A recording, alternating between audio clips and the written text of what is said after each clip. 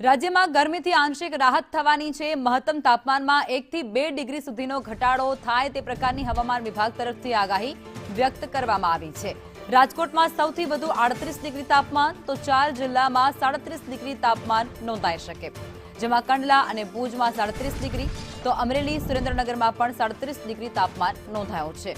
આ તરફ અમદાવાદ અને ડીસા સહિત ગાંધીનગરના ઘણા બધા વિસ્તારોમાં 36 ડિગ્રી તાપમાન નોંધાયો છે અને હજુ પણ જે પ્રમાણે હવામાન વિભાગ તરફથી આગાહી કરવામાં આવી રહી છે 1 થી 2 ડિગ્રી તાપમાન જે હજુ પણ ઘટી શકે છે અને રાજ્યવાસીઓને ગરમીમાંથી આંશિક રાહત મળી શકે। તો મહત્તમ તાપમાનમાં 1 થી 2 ડિગ્રી સુધીનો ઘટાડો થાય તે પ્રકારની આગાહી વ્યક્ત કરવામાં આવી રહી છે અને જે પ્રમાણે આંકડાકીય માહિતી પણ સામે આવી રહી છે, કયા વિસ્તારોમાં કેટલું તાપમાન છે તે પણ અત્યારે ટીવી સ્ક્રીન પર ગ્રાફિક્સના માધ્યમથી સમજવાનો પ્રયત્ન કરીએ તો રાજકોટમાં 38 ડિગ્રી, કંડલામાં 37, ભુજમાં 37 અને અમરેલીમાં પણ 37 ડિગ્રી તાપમાન નોંધાયું છે।